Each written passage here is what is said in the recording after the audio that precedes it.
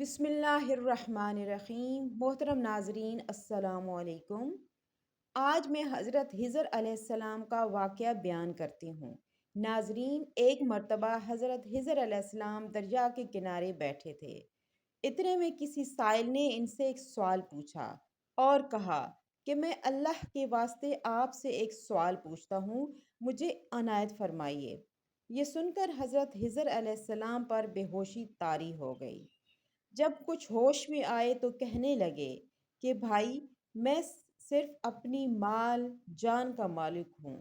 تم نے مجھ سے اللہ کے واسطے سوال کیا ہے، لہٰذا میں اپنی جان ذات تمہارے حوالے کرتا ہوں۔ تم جس طرح چاہو اس سے استعمال میں لاؤ اور اسے ایک ایک کر کے بیچو اور اس سے فائدہ اٹھاؤ۔ اس شخص نے سنا اور ان کو بازار میں لے کر گیا اور ایک شخص سائمن کے ہاتھ ان کو فروخت کر دیا۔ چنانچہ ان کو خرید کر وہ آدمی گھر لے کر گیا۔ اس کی پشت پر ایک باغ تھا۔ اس نے ایک کدال ان کے ہاتھ میں پکڑا کر کہا کہ سامنے والا پہاڑ جو نظر آ رہا ہے اس کو چھوٹے چھوٹے ٹکڑوں میں کر کے اس باغ میں پھینکنا ہے۔ سائمن یہ کہہ کر چلا گیا اور حضرت خضر علیہ السلام یہ سن کر اپنے کام پر لگ گئے۔ حضرت خضر علیہ السلام اس پہاڑ سے مٹی کاٹ کاٹ کر باغ میں ڈالنے لگے۔ کچھ دیر کے بعد جب وہ واپس آیا تو اس نے گھر والوں سے دریافت کیا کہ تم نے غلام کو کھانے کے لیے بھی کچھ دیا ہے کہ نہیں؟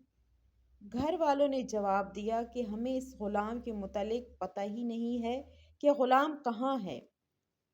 یہ سن کر اس آدمی نے کھانا اپنے ہاتھ میں لیا اور ان کے پاس آ کر کیا دیکھتے ہیں، حضرت خضر علیہ السلام تمام مٹی ڈال کر فارغ ہو گئے ہیں اور اپنے خالق حقیقی کی عبادت کر رہے ہیں۔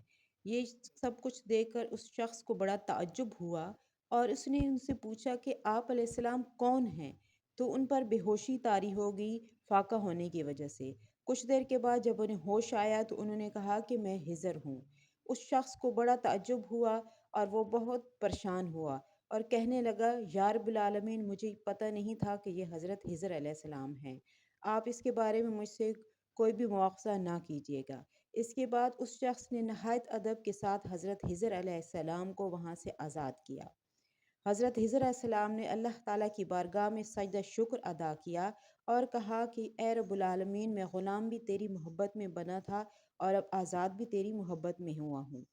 وہاں سے حضرت خضر علیہ السلام جب واپس آئے تو دریا کے کنارے ایک آدمی کھڑا یہ دعا مانگ رہا تھا کہ اے رب العالمین، حضرت خضر علیہ السلام کو معافی عطا فرما۔ یہ سن کر حضرت خضر علیہ السلام نے اس شخص سے پوچھا کہ آپ کون ہیں؟ تو اس شخص نے جواب دیا کہ میں شازون ہوں، اور آپ کون ہیں؟ انہوں نے کہا کہ میں حضرت خضر علیہ السلام ہوں۔ تو انہوں نے پوچھا کہ تم یہاں کیا کر رہے ہو؟ تو اس شخص نے جواب دیا کہ آپ نے مکان بنا کر دنیا طلب کر لی ہے، کیونکہ حضرت خضر علیہ السلام کا دریا کے کنارے پر ایک عبادت خانہ تھا جس میں وہ اللہ تعالیٰ کی عبادت کرتے تھے۔ پھر آپ علیہ السلام نے وہ جگہ چھوڑی اور وہاں سے میدان میں نکل آئے، وہاں پر اللہ تعالیٰ کی عبادت کرنے لگے، اور اس کے بعد انہوں نے ایک درخت بنایا، اس درخت کے سائے میں سجدہ کیا۔